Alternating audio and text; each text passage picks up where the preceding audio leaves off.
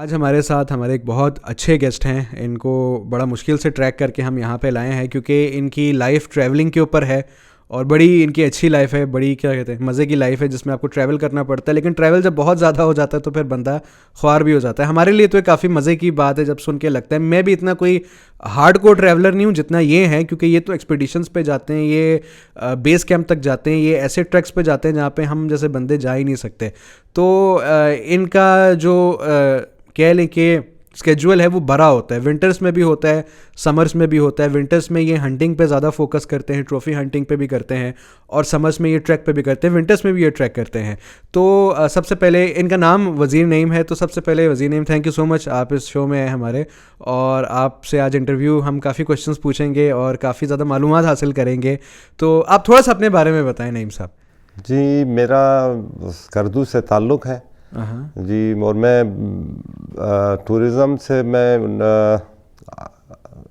When I was in first year, अच्छा जी, उस time से फिर मैंने ट्रैक स्टार्ट किया था। अच्छा अच्छा जी, अच्छा, उसके बाद मुझे फिर पहाड़ों में बड़ा मैंने एंजॉय किया, मुझे पहाड़ अच्छे लगते हैं। अच्छा, आपके सॉरी मैं आपकी बात काट रहा हूँ, आपके क्या बड़े भाई भी टूरिज्म में थे, आपके वालिद साहब भी टूरिज्म में थे? जी जी, मेरे वालिद साहब 1954 वाले एक्सपीडिशन में वो सरदार गए थे उस ज़माने में। वो तो मेरे ख्याल से फर्स्ट या सेकंड एक्सपीडिशन जी होगी जी केटू की। जी, वजीर सादिक जी जी। अच्छा अच्छा अच्छा, मतलब वो पहले एक्सपीडिशंस में से थे जो कि केटू पे गए थे। जी, उसको वो तो ट्रैक आपका आप एयरपोर्ट से ही डकोटा फ्लाइट हुई थी, उधर ही से एयरपोर्ट से ही ट्रैक स्टार्ट हुआ था।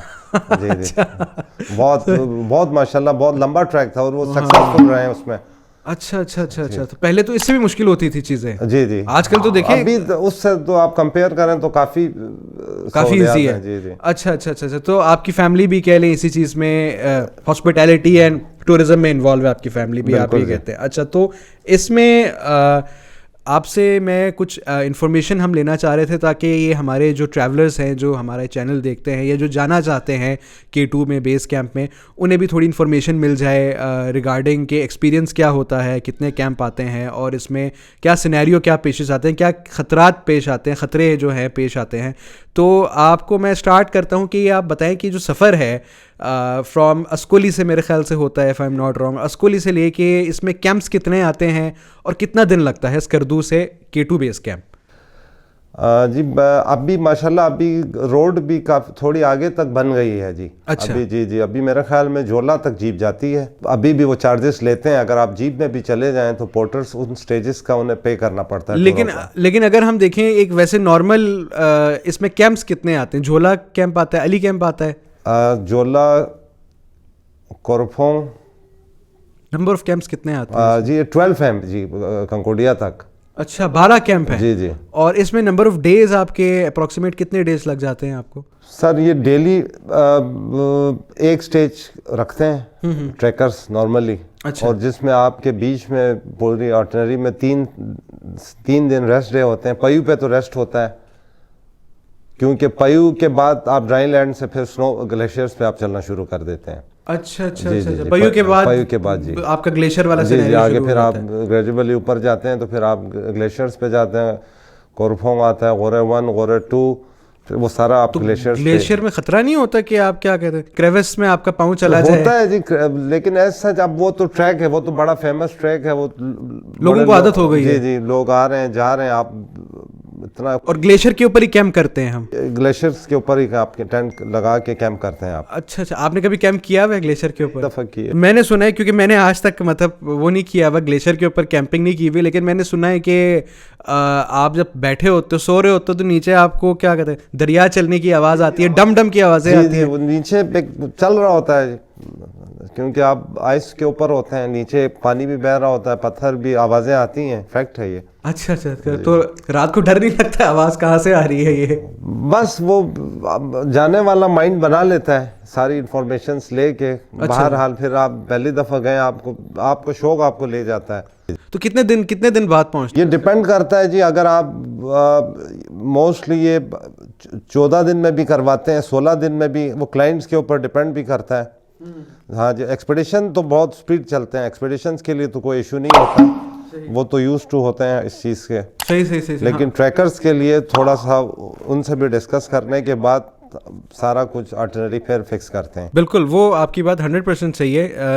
अब मैं अपने मेन जो सवाल था सबसे पहले मैंने आपसे जो पूछा था उस पर वापस आऊँ, तो इसमें काइंडली आप मुझे बता सकते हैं कि जब हम बेस कैंप तक का भी मैं सिर्फ बात कर रहा हूँ, हमें मुश्किलात लोगों को क्या पेश आती है कि लोग वापस क्यों चले जाते हैं? अक्सर तो मेजॉरिटी तो बेस कैंप तक तो पहुँच ही जाती है, लेकिन कुछ ऐसे मखसूस लोग भी होते हैं जो बेस कैंप तक भी नहीं पहुँच सकते। मुझे याद है कि 1998 में एक डॉक्टर साहब थे हमारे, उसी इलाके के ही थे, वो थैलेसीमिया के बच्चों को लेके गए थे, तकरीबन 100 बच्चों को। तो थैलेसीमिया एक्चुअली बीमारी है जिसमें आपके रेड ब्लड सेल्स आपके जिस्म में कम होते हैं। रेड ब्लड सेल कम हो मतलब ऑक्सीजन कम होता है, तो सांस का उन्हें अक्सर मसला हो जाता है। तो उन्हें लेके गए, तो हैरानकुन बात यह है कि थैलेसीमिया के बच्चे पहुंच गए, लेकिन जो डॉक्टर थे या एक्चुअली मेडिकल कैंप था या ऐसा कोई ऐसी उनकी कोई एक्टिविटी थी कोई, तो डॉक्टर साहब खुद नहीं पहुंचे। उन्हें हॉस्पिटल, उन्हें हेलीकॉप्टर से वापस लेके चले गए बीच रास्ते, लेकिन वो बच्चे पहुंच गए। तो ये ऐसा क्या होता है कि कुछ लोग ये समिट कह रहा हूँ एक्सपेडिशन टिल बेस कैंप नहीं कर पाते? देखिए, जब आप ट्रैक स्टार्ट करते हैं, आप दूसरे दिन, तीसरे, चौथे दिन तक आपकी तबीयत आपको बता देती है कि जी if I am feeling not well, कि जी अब मुझे वापस होना चाहिए। सही। अब मैं उतनी देर तक ज़बरदस्ती चलता रहा हूँ तो मुझे फिर स्ट्रेचर पे लाया जाएगा। अच्छा। आप खुद देख लें, अगर आपकी तबीयत ठीक नहीं है फर्स्ट डे, सेकंड डे, फिर अगर आप कहें आप सारे ग्रुप को आप ख़राब करने से बेहतर है आप वापस हो जाएं। वापस आ जाए। ये डिपेंड करता है जी बंदे की हेल्थ पे। अभी सपोज़ आप खुद जा रहे हैं, आपको अपनी बॉडी की कंडीशन का आपको पता होता है कि मेरे साथ मेरी कंडीशन अब ऐसी नहीं रही है कि मैं मज़ीद क्लाइम कर सकता हूँ, हाइट गेन कर सकता हूँ। तो मेरे ख्याल में डॉक्टर साहब ने अच्छा डिसीजन लिया है कि उन्होंने डाउन हो गए हैं वो। अच्छा, तो इसमें हाइट लगती है जिसकी वजह से? हाइट देखें जी, हाई अल्टीट्यूड, जब आप टीवी में लोग देखते हैं कि जी बंदा K2 जा रहा है, बेस कैंप जा रहा है, जो बंदा जा रहा होता है ना, बंदे को पता होता है ये इतना आसान काम नहीं है। सही। इसके लिए बड़ा दिल जिगर गुर्दे की ज़रूरत होती है। सही। तो ये हाइट जो लगती है, ये एक्चुअली इसके सिम्टम्स क्या होते हैं? अगर किसी को नहीं पता तो हम बता दें ताकि कोई चला जाए तो पता चल जाए उसे, भाई मुझे हाइट लग रही है। जी एकदम जब स्टार्ट होता है आपको हेडेक शुरू होता है, लाइटली शुरू होते होते आपको फिर ये सवेयर काफ़ी हद तक हेडेक आपका बढ़ जाता है। हेडेक से स्टार्ट? जी, और फिर वॉमिटिंग्स भी होना शुरू हो जाती हैं। अच्छा। फिर ये है कि बंदा ट्रैक पे होता है तो बंदा खाने पीने में वो एज रूटीन जिस तरह आप घरों में खा रहे होते हैं उस तरह की फूड आप नहीं ले सकते हैं, आपसे खाना खाया नहीं जाता। आपने लिक्विड पे, मोस्टली लिक्विड आपने लेना होता है। अच्छा। लिक्विड पे आप जिंदा होते हैं। अच्छा। जहाँ पे आप फिर डिहाइड्रेशन बहुत ज़्यादा होती है हाइट पे, तो आप पानी का इस्तेमाल ज़्यादा से ज़्यादा करना पड़ता है। तो फिर इंसान की बस वो है जी, कुछ इंसानों को जल्दी अटैक हो जाता है। तो उस सूरत में मेरे ख्याल में मेरे साथ हम थे, अगर प्रॉब्लम हो हम उसको जल्दी डाउन कर देते थे कि कुछ बड़ी कैजुअलिटी आप, क्योंकि अगर आप मिड रास्ते में आप कैजुअलिटी अफोर्ड नहीं कर सकते हैं। तो इसमें सांस का मसला भी होता है लोगों को कि सांस नहीं आ रहा होता है, मुख्तलिफ है, लेकिन वो डिपेंड करता है जी अब फिटनेस पे है। फिर सारी देखें, आप क्लाइंट लेके जा रहे हैं कराची से, सपोज आप उसको सीधा आप लेके कंकोडिया आप चले जाएंगे, उसको थोड़ा स्लोली ग्रेजुअली आप लेके जाएं, हाइट मेंटेन करते हुए ले जाएं तो चला जाएगा। बहुत सारे लोगों ने किया, अपने पाकिस्तानियों ने भी किया, फॉरेनर्स आते हैं, पाकिस्तानी आते हैं, ठीक ठाक कर रहे हैं। लेकिन बीच में अनलकीली कुछ लोगों के साथ हो जाता है, प्रॉब्लम्स आ जाती हैं। सही। तो इसमें लाइक बंदा कैंप तक तो पहुंच गया, अब एक्सपीडिशन की बात करते हैं। असल जो चीज़ है जिसमें बहुत बड़ी हिम्मत चाहिए होती है, जिस तरह मैंने पहले कहा बेस कैंप तक तो हर कोई पहुंच जाता है आजकल के दौर में, मतलब 90% 95% पहुंच जाते हैं बेस कैंप तक। लेकिन एक्सपीडिशन की अगर मैं बात करूं कि हम जब ऊपर जाते हैं K2 के, जिस तरह मैंने पहले बताया कि काफ़ी कैंप्स हैं, कैंप 1, कैंप 2, फिर क्या बॉटल नेक है जो सबसे ऊपर है, जिसको क्या कहते हैं डेथ जोन भी कहते हैं। डेथ जोन भी होता है एक, क्या बॉटल नेक, मेरे ख्याल से सेम ही है दोनों। तो ये जो स्टेजेस है इसके बारे में आप थोड़ा सा अगर अपनी राय दे सके। अब वेदर है, देखें जी, ये तो फिर अल्लाह ताला, कभी विंड बहुत तेज़ हो जाती है। अच्छा। ठीक है जी, कभी आप बाकी बस विंड का इशू होता है, और हाइट का नहीं होता है कि जितना ऊपर हाइट पे ये है कि जी वो बहरहाल अगर आप क्लाइंबिंग में किसी को प्रॉब्लम हो वो नीचे ले आते हैं, आपके मेंबर्स आपके साथ होते हैं, वो डाउन कर देते हैं। फिर वो हर बंदे की अपनी हालत है कि अगर आप जिद करते हैं, आपकी तबीयत भी ठीक नहीं, आप कह रहे हैं जी मैंने जाना है, उस सूरत में फिर आप कैजुअलिटीज हो जाती हैं। लेकिन इसमें मैं एक क्या कहते हैं पॉडकास्ट देख रहा था, एक इंडिया का एक था यूट्यूबर, उसने एक माउंटेनियर को बुलाया था ऐसी, जिस इन्फॉर्मेशन काफ़ी ज़्यादा थी माउंटेन क्लाइंबिंग की। तो उसने कहा कि जब आप K2 हो या एवरेस्ट हो, तो आप जब एक्सपेडिशन पे, आप जब समिट पे पहुंच जाते हो, तो कहते हैं समिट से जो बॉटल नेक है दोनों का, K2 का भी और जो एवरेस्ट का भी, एक हर पहाड़ के डेथ जोन होते हैं, जो सबसे ख़तरनाक चढ़ाई होती है पहाड़ों की, उसको ज़्यादातर यही नाम दिया जाता है। तो वो कह रहा था कि जब आप समिट करके आप जब वापस आते हो, डेथ जोन आप क्रॉस करते हो, डेथ जोन यूजुअली समिट से बस पीछे ही होता है, डेथ जोन को आप क्रॉस करके समिट करते हो हमेशा। तो वो कहते हैं कि जब आप क्रॉस करके पीछे की तरफ नीचे उतर रहे होते हो, तो कहते हैं डेथ जोन क्रॉस करके ही आपका ब्लड प्रेशर इतना लो हो जाता है, आपकी बॉडी की एनर्जी इतनी कम हो जाती है कि बस आप कहते हो, अक्सर लोगों का उधर ही हार्ट बीट रुक जाती है। और अक्सर लोग due to less energy, body में आपकी एनर्जी ख़त्म हो जाती है, तो कुछ लोग फिर, आप ऑब्वियस सी बात है, जब पहाड़ चढ़ रहे होते हो तो क्या कहते हैं, रस्सियाँ लगाते हैं। पोर्टर, आपको पता होगा इस चीज़ का कि पोर्टर पहले जाके रस्सियाँ लगा लेते हैं, तो वापसी पे आते हैं कुछ लोग रस्सियाँ भी उनसे छूट जाती है और वो गिर जाते हैं क्योंकि जिस्म में एनर्जी नहीं रहती।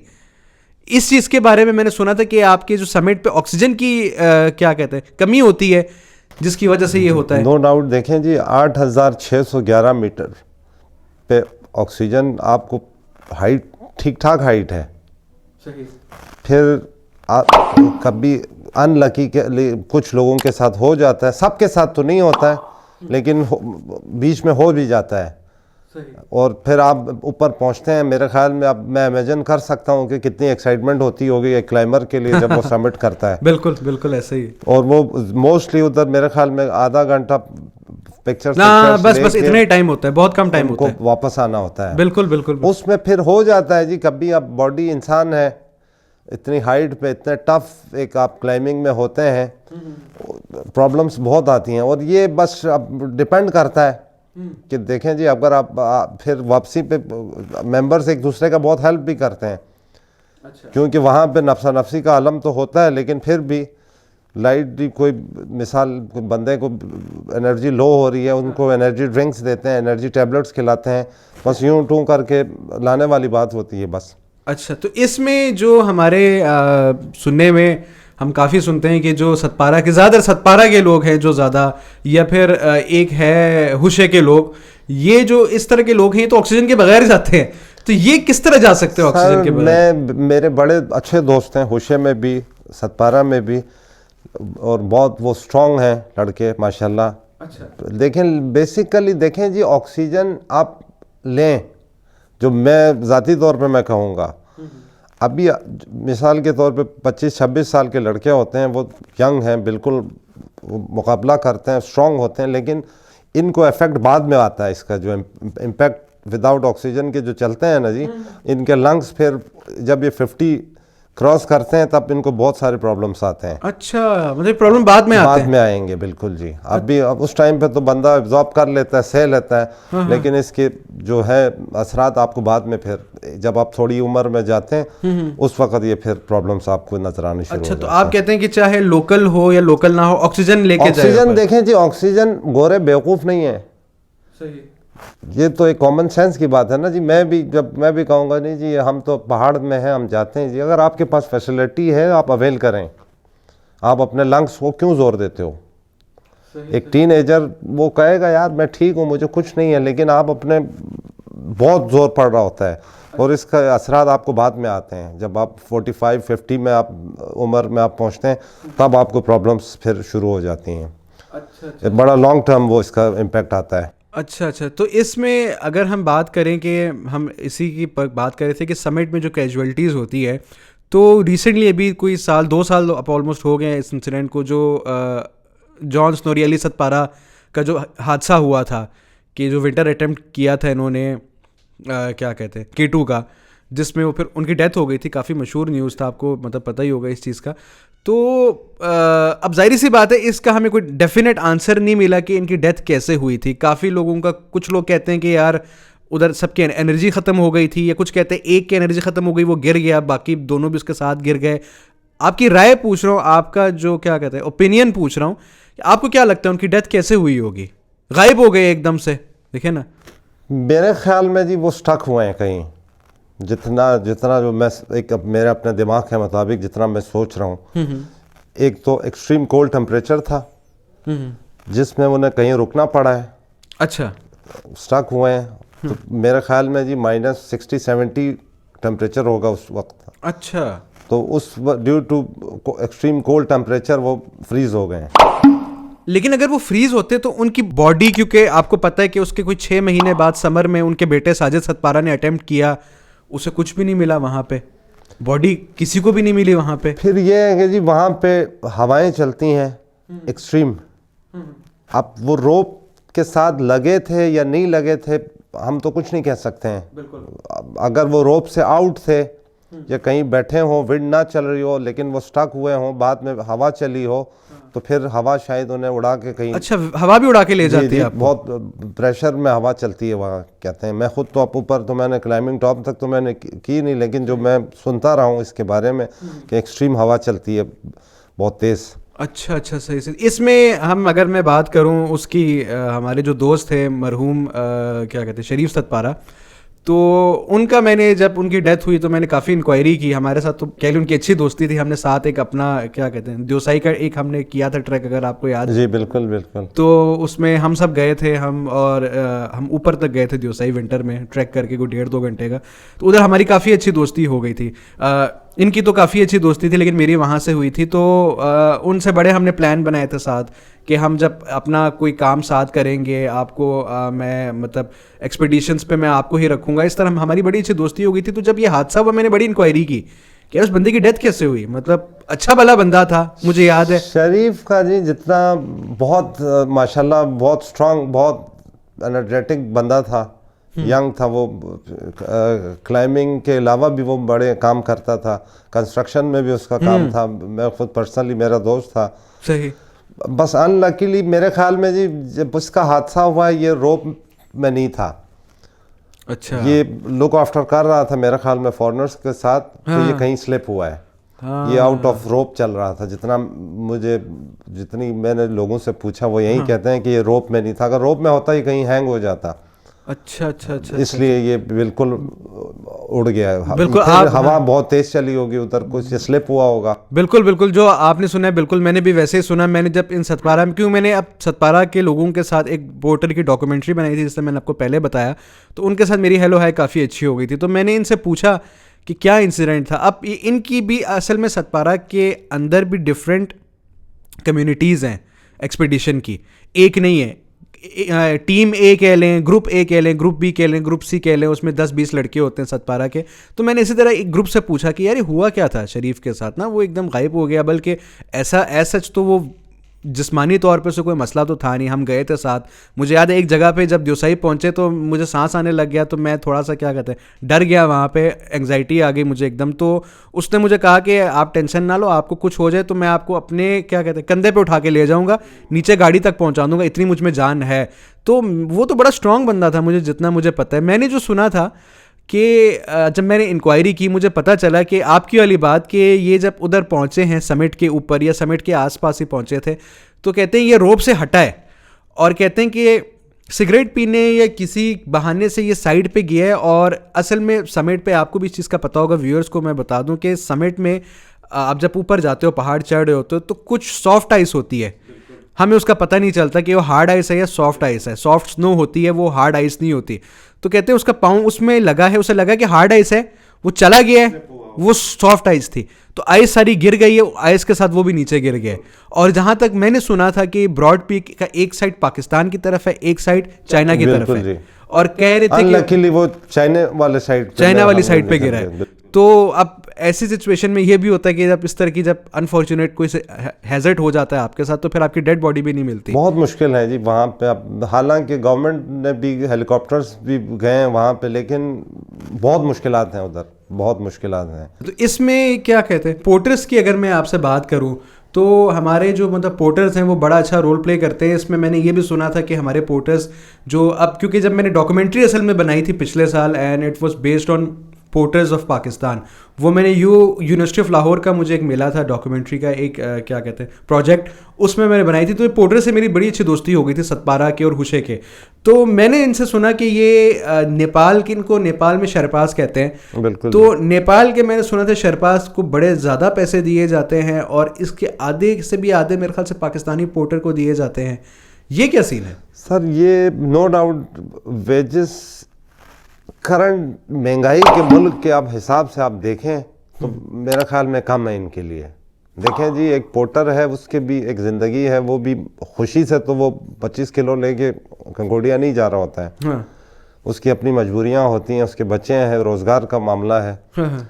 लेकिन देखें जी, गवर्नमेंट को भी इसके ऊपर नज़रसानी करनी चाहिए कि इस महंगाई में बहरहाल ये वेजेस कम है।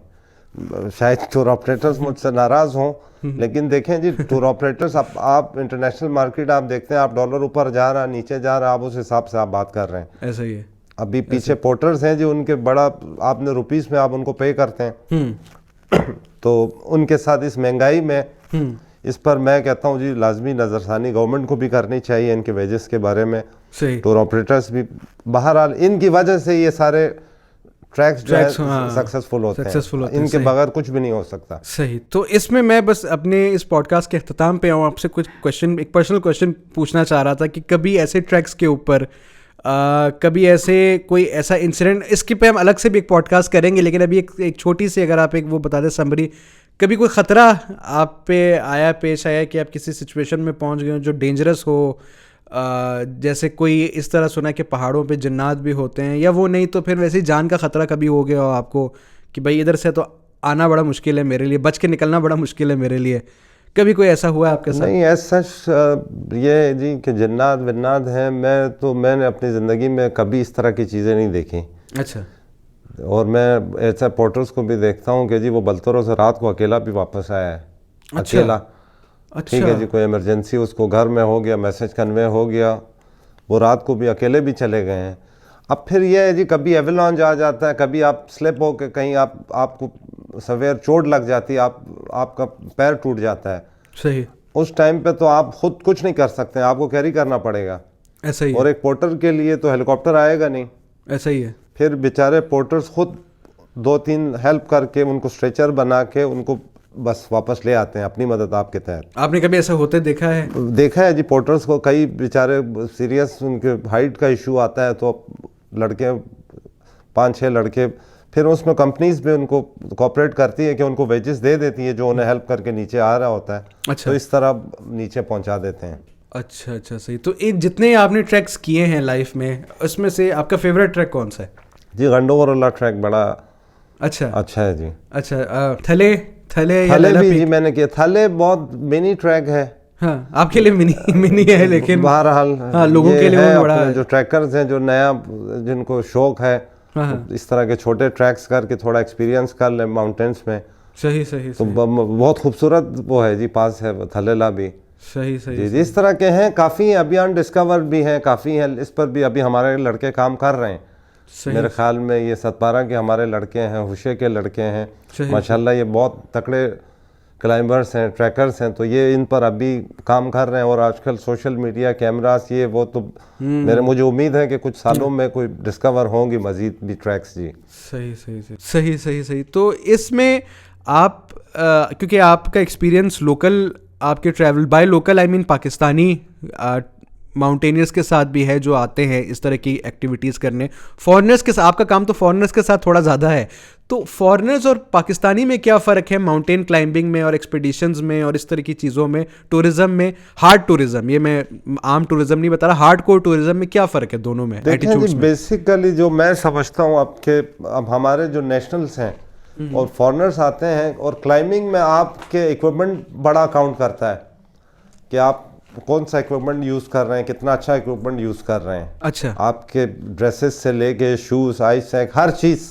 सही। जितने आपके पास अच्छी क्वालिटी के इक्विपमेंट्स होते हैं, आप उतना बेहतर तरीके से आप क्लाइंब कर सकते हो, आप चढ़ सकते हो। सही। लेकिन हमारे लोकल्स माशाल्लाह जाते हैं, वो एक हौसले पर, एक जज्बे पर भी चढ़ जाते हैं, हल्के फुल्के टूल्स में भी चल जाते हैं। सही, लेकिन बहुत जालिम चीज़ है जी।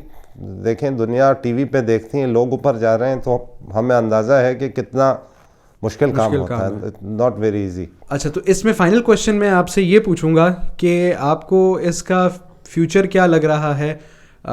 ये चीज़ ऐसे अब देखिए, क्योंकि 9/11 के बाद तो ये चीज़ ख़त्म हो गई थी, और उसके बाद पाकिस्तान में दोबारा इंटरनेशनल एक्सपीडिशंस हो गए या ऐसी चीज़ें आई ही नहीं। फिर उसके बाद 2014 में या 15 में फेरी मेडो वाला हादसा हुआ था एक, वहाँ पे भी कुछ इंटरनेशनल लोगों को मारा गया था। उसके बाद से भी ये चीज़ और डाउन हो गई, लेकिन शुक्र है 2017-18 से ये चीज़ दोबारा अब रिवाइव हो रही है। आपको इसके फ्यूचर के बारे में क्या लगता है, क्या फ्यूचर होगा इसका? बस हम भी दुआ ही करते हैं कि जी मुल्की हालात आपके सही रहें, और गवर्नमेंट ऑफ पाकिस्तान को भी इसके बारे में सोचना चाहिए कि देखें जी, अभी आपका टूरिज़्म का एक पूरा डिपार्टमेंट है, मिनिस्ट्री है, उसमें भी अच्छे लोगों को रखें, टूरिज़्म से रिलेटेड लोगों से मिल के मशवरा करें कि आप किस तरह इसको ट्रैकर्स के लिए, एक्सपीडिशन के लिए क्या क्या बेहतरी दे सकते हैं। फैसिलिटीज़ देनी चाहिए। सही कि लोग इतने दूर ममालिक से, इंटरनेशनल पूरे दुनिया में से स्कर्दू में आते हैं आपके पास, कोई फैसिलिटी नहीं होती। फैसिलिटीज़ प्रॉब्लम्स आती हैं जी, डॉक्यूमेंटेशन की भी थोड़ी टूर ऑपरेटर्स के लिए, हमारे उनके लिए प्रॉब्लम्स है मिनिस्ट्री में। सही। तो गवर्नमेंट को चाहिए इनको लिए इतने मुश्किलात पैदा ना करें। लेकिन अगर हम ऑल ओवर देखें कि इसके अलावा आपको क्या लगता है, टूरिस्ट और आएंगे ऐसे एक्सपीडिशंस के लिए आगे इन फ्यूचर? आपको क्या मुझे लगता है जी इंशाल्लाह ये दोबारा बेहतरी की तरफ जा रहा है, और दिन ब दिन इंशाल्लाह बेहतर होगा। और भी ऐसे माउंटेन्स आप डिस्कवर किए जाएंगे जिस तरह K2 को करते हैं उस तरह। और भी तो हमारे कितने ट्रैक्स हैं, थलेला ट्रैक है हमारा, और क्या कहते हैं पीक, लैला पीक ट्रैक है, माशाब्रूम ट्रैक है, तो ये ट्रैक्स भी आहिस्ता डिस्कवर होंगे। अभी ये एक तो ये सोशल मीडिया के दौर है जी, इसमें माशाल्लाह अभी बड़ा हो रहा है, इसकी पब्लिसिटी हो रही है। हमारे माशाल्लाह सतपारा के लड़के, हुशे के लड़के, जो बेसिकली इनको हर चीज़ का पता है। अच्छा। ये बड़ा इनको मालूमात है पहाड़ों में, पहाड़ी रास्तों के लिए। तो ये भी इंशाल्लाह डिस्कवर करेंगे मजीद। मतलब सोशल मीडिया इसमें हाथ प्ले कर रहा है। बिल्कुल जी, बिल्कुल। तो ये फिर इंशाल्लाह एक गवर्नमेंट के लिए इकोनॉमी है जी, बड़ा रोज़गार है इसमें। सही। एक आपका पोर्टर से लेके होटल जी, काफ़ी लोगों का इसमें रोज़गार लगता है। सही। और इंशाल्लाह हम उम्मीद करते हैं कि ये बेहतर होगा इंशाल्लाह। अच्छा, सही। Thank you so much Naeem साहब, आपने बड़े अच्छे इंसाइट्स दिए हमें। और हम इस पॉडकास्ट को लंबा तो नहीं करना चाहते, क्योंकि इसमें और भी टॉपिक्स हैं, ताकि आपको डिफरेंट टॉपिक्स पे मालूमात मिलती रहे हमारे व्यूअर्स को। तो हम इसको डिफरेंट टॉपिक्स के साथ आपको लगाएंगे, ताकि आपको डिफरेंट चीज़ों का भी पता चले। तो थैंक यू सो मच, आप इस शो में आए। इंशाल्लाह दोबारा आपसे मुलाकात होगी, और आज के लिए इतना ही। तब तक के लिए अपना ख्याल रखिएगा। अल्लाह हाफ़िज़।